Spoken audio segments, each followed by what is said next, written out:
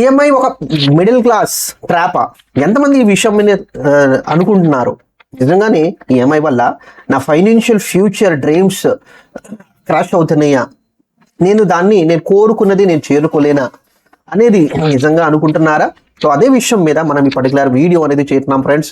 So ఈ data నేను గతంలో కూడా నేను పెట్టాను. సో సుమారుగా ప్రతి ఒక్క డేటా ఇక్కడ మనకి చాలా చాలా రివీల్ చేస్తుంది. ప్రతి ఒక్క ఇన్ఫర్మేషన్ మనకి క్లారిటీ ఇస్తుంది. ఈఎంఐ ట్రాప్లో మనం చిన్న చిన్నగా వెళ్ళిపోతున్నాము. 42% of house hold debt GDP percentage మనం చెప్తుంది. ఇది 2019 నుంచి 2024లో ఈ పర్సంటేజ్ చాలా పెరిగింది. Saving rate plus average per capital debt. So సింపుల్గా ఈ నంబర్ వల్ల మనకు తెలుసుకుంది ఏంటంటే, మన ఇన్కమ్ పెరిగేకుంది మనం ఏమనుకుంటున్నామంటే ఇమ్మీడియట్లీ నాకు కావాల్సింది నేను నా ఇంటికి వచ్చేసేయాలి. ఒక మొబైల్ కోసం 6 నెలలు మనం వెయిట్ చేయట్లా. మనం ఏం చేస్తున్నామంటే ఈఎంఐ తోటి మనం ఆ మొబైల్ కొనేసుకుంటున్నాము. ఒక టీవీ నచ్చింది, ఈఎంఐ ద్వారా మనం తీసేసుకుంటున్నాం. ఒక కార్ నచ్చింది, మనం ఈఎంఐ ద్వారా పెట్టేసుకుంటున్నాం. ప్రతి ఒక్క వస్తువు మనం ఇన్కమ్ పెరిగిందిగా నేను ఈఎంఐ పే చేసుకోవచ్చు, నాకు శాలరీ అంత వస్తుంది, నేను పే చేసుకోవచ్చు అనే ఆలోచనతోటి కూడా వెళ్లకుండా ముందుకు వెళ్ళిపోతున్నారు. సో ఈఎంఐ ఒక నార్మల్ కండిషనా? సో ఫ్రెండ్స్, ఇక్కడ తెలుసుకోవాల్సింది ఏంటంటే ఈఎంఐ మనకి అప్పుల్లో తెలిసిపోతుంది. సో ఈఎంఐ ఎక్స్పెన్సివ్ పర్చేస్, ఇది ఎక్స్పెన్సివ్ కదా, నెసెసిటీస్ కింద మార్చేస్తుంది. ఒక లైఫ్ స్టైల్ని ఒక నెసెసిటీస్ కింద మారుతుంది. ఎంతమంది దగ్గర ఫోన్, మీ చేతిలో ఉన్న ఫోన్ కాస్ట్ మీరు తెలుసుకోండి. మనకి 10,000లో కూడా ఫోన్స్ వస్తున్నాయి. మనకి 60,000 70,000 ఫోన్ అవసరమా? 70,000 ఫోన్ కోసం నేను ఎందుకు వెయిట్ చేయాలి? నేను ఈఎంఐ పెట్టుకొని నేను 10,000 ఈఎంఐ కట్టుకొని నేను ఆ ఈఎంఐ కంప్లీట్ చేసేసుకుంటాను. దానికి ప్రాసెసింగ్ ఫీజ్, ప్రతి ఒక్క చిన్న చిన్న విషయం మీద మీ చేతిలో ఉన్న డబ్బు ఈఎంఐ ద్వారా ఎక్స్పెన్సెస్ తోటి వెళ్ళిపోతున్నాయి.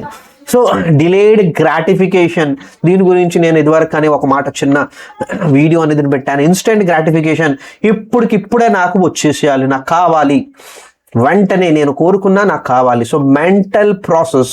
సో డిలేడ్ గ్రాటిఫికేషన్కి వెళ్ళాలి. ఇన్స్టెంట్ గ్రాటిఫికేషన్ ఏ కల్చర్కి మంచిది కాదు. సో ఫస్ట్ సోషల్ ప్రెషర్, వేరే వాళ్ళు తీసుకుంటున్నారు నేను ఎందుకు తీసుకోకూడదు, ఈ 4 విషయాలు కోసం ఈఎంఐకి వెళ్ళిపోతున్నారు. ఇంకా ఈఎంఐ ఒక నార్మలేగా అందరు ఉంది, నేను కూడా తీసుకుంటే తప్పేంటి? ఫస్ట్, నేను అఫోర్డ్ చేసుకోవచ్చా? సో అఫోర్డ్ చేసుకుంటే నేను క్యాష్లో తీసుకోవాలి. సో ఫస్ట్ క్యాష్లో తీసుకుంటే మంచిది. ఈఎంఐని నేను తీసుకోలేను. ఎంతమంది మనుషులు కార్ ఈఎంఐలో తీసుకుంటారు? క్యాష్లో ఎంతమంది అఫోర్డ్ చేసుకోవచ్చు? ఒక ఫోన్ ఎంతమంది ఆన్లైన్లో క్యాష్లో పే చేసుకుని తీసుకుంటారు? ఈ క్వశ్చన్ మీరే మిమ్మల్ని అడగాలి. తీసుకుంటే క్యాష్లో తీసుకుంటే మంచిది. ఎందుకంటే క్యాష్ తీసుకునే వాడికి ఆ డిస్కౌంట్ అనేది దొరికిద్ది. ఈఎంఐకి డిస్కౌంట్ కాకుండా ఎక్స్పెన్సెస్ కూడా కలిపి మన దగ్గర తీసుకోవడం జరిగిద్ది. సో ఈఎంఐ బర్డన్ మీ సేవింగ్ని తగ్గించేస్తుంది. ఇక్కడ క్లారిటీ చూస్తున్నాము. ఇది వరకు 10% ఆఫ్ ఇన్కమ్ అనేది సేవింగ్ రేట్ కింద ఉంటుంది. అది తగ్గుతా 5% దాకా వచ్చేసింది. ఇది మంచి సైన్ కాదు. ప్లస్ డెట్ అనేది కూడా చూడండి, 30% నుంచి దగ్గర 45% కన్నా ఎక్కువగా వెళ్ళటం మనం చూస్తున్నాము. సో ఇది ఒక అలార్మింగ్ సైన్ మనం చెప్పుకోవచ్చు. సో జీడిపికి ఎంత రీటైల్ క్రెడిట్కి వెళ్తుంది? కంపెనీలు ఎదగటం కాదు, మీరు ఎదగాలి. అన్సెక్యూర్డ్ లోన్స్, ఎటువంటి తాకట్టు పెట్టుకోకుండా తీసుకునే లోన్ని అన్సెక్యూర్డ్ లోన్స్. చూడండి, 20% కన్నా ఎక్కువగా అన్సెక్యూర్డ్ లోన్స్ పెరుగుతున్నాయి. అంటే personal loan, credit card loans, వీటిని మనం అన్సెక్యూర్డ్ లోన్స్ అంటాము. సో 21.3%, 20% తోటి పెరుగుతుంది. లోన్స్ అండర్ 35 ఇయర్ ఏజ్ కన్నా తక్కువ ఉన్న వాళ్ళకి లోన్స్ డబల్ అయిపోయినాయి. ఇది కూడా మంచి సైన్ కాదు మనం చెప్పుకోవచ్చు. So det service ratio 12%. అంటే ఈ నంబర్స్ మనం ఎందుకు చెప్పుకుంటున్నామంటే, మనం ఈఎంఐకి వెళ్ళిపోతున్నాము. రేపు ఏదో ఒక 3 నెలలు 6 నెలలు జీతం రాపోతే, జాబ్ పోతే ఈఎంఐ ఎక్కడి నుంచి కడతారు? ఇది అసలు మంచి విషయం కాదు అనేది మనం ఇక్కడ చెప్పుకోవచ్చు. సో డెట్కి దూరం ఉండాలి, ఇది చాలా ఇంపార్టెంట్. ఇక్కడ సింపుల్ ఎగ్జాంపుల్ తీసుకుందాము. Income 80,000, home loan, car loan, credit card, వేరే చిన్న చిన్న ఈఎంఐస్ కట్టుకుంటా వెళ్ళిపోతున్నాము 4,000, మొత్తం దగ్గర ఒక 55%. సో 69% ఆఫ్ ఇన్కమ్ ఎక్కడ వెళ్ళిపోతుంది? ఈఎంఐ. మిగతా 31% అనేది ఇంటి ఖర్చుల కోసం యూజ్ చేసుకుంటున్నాము. అంటే ఒకవేళ ఏదైనా ఎమర్జెన్సీ వస్తే ఎలా వెళ్తారు, ఎక్కడ వెళ్తారు అనే క్వశ్చన్ మనం అడగాలి. సో పర్సంటేజ్ మనం మాట్లాడుకుంటే 50% కన్నా సుమారుగా ఒక 50% అనేది ఇంటి ఖర్చుల కోసం యూజ్ అవ్వాలి. మిగతా చేసుకునేది మొత్తం 50% తోటి మీరు చేసుకోవాలి. ఇదివరకు నేను ఒక వీడియో 50:30:20 రేషియో తోటి నేను ఒకటి తీసాను ఫ్రెండ్స్. ఆ వీడియో లాస్ట్లో మీరు చూసుకోవచ్చు. చాలా ఇంపార్టెంట్ విషయం, మనం పర్సంటేజ్ డిసైడ్ చేయాలి మీ ఫ్యూచర్ కరెక్ట్గా ఉండాలంటే. సో ఎంతమంది లైఫ్ స్టైల్ కోసం ఈఎంఐ పెట్టుకుంటారు, ఎంతమంది క్యాష్ పర్చేస్ చేసుకుంటారు, ప్రతి ఒక్క విషయం మీరు ఈ సెగ్మెంట్లో ఉంటే చాలా మంచిది అనేది నేను కోరుకుంటాను. ఉంటే చాలా మంచిది, లేరు అంటే మీరు ఈఎంఐ లైఫ్ నుంచి క్యాష్ పర్చేస్ లైఫ్లో ఎంత తొందరగా వస్తే అంత మంచిది అనేది నేను కోరుకుంటున్నాను. ఈఎంఐలో ఏం జరిగింది, ప్రతి ఒక్క లోన్కి ఎక్స్ట్రాగా 15 to 25% processing charges plus interest రెండు కలిపి దగ్గర మనం ఇది పే చేస్తాము. ఇక్కడ ఇంట్రెస్ట్ బర్డన్ ఉండదు, కొన్ని సార్లు మనకి డిస్కౌంట్ కూడా ఇవ్వడం జరుగుతుంది. ఫ్యూచర్ ఇన్కమ్ ఖచ్చితంగా మనం తినపోయినా ఖచ్చితంగా మనం అది కట్టాల్సిందే. ఇక్కడ ఆ బర్డన్ అనేది ఉండదు,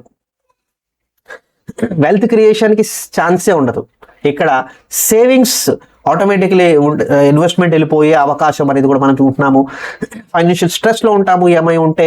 ఇక్కడ పీస్ ఆఫ్ మైండ్ మనం చెప్పుకోవచ్చు. ఇక్కడ ఆ చిక్కుల్లో మనం వెళ్తూనే ఉంటాము. ఇక్కడ కరెక్ట్గా మనం డిసిప్లిన్లో వెళ్తే మీరు ఎక్కడ సేవ్ చేస్తున్నారో అది వేరే విషయం ఫ్రెండ్స్.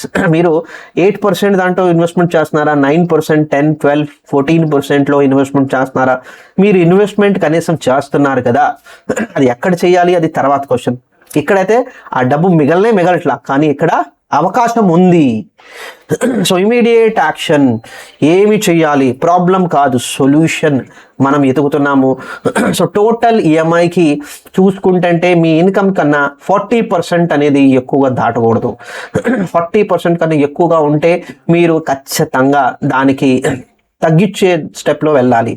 1,00,000 రూపాయలు సంపాదిస్తున్నారు, 40,000 కన్నా ఎక్కువగా ఈఎంఐ వెళ్ళకూడదు ఎట్టి పరిస్థితుల్లో. ఎమర్జెన్సీ ఫండ్ లేపటం వల్లే మీరు ఈ టోటల్ ఈఎంఐ బర్డన్కి వెళ్ళిపోతున్నారు. సో ఎమర్జెన్సీ ఫండ్కి మీరు వెళ్ళటానికి రెడీగా ఉండండి.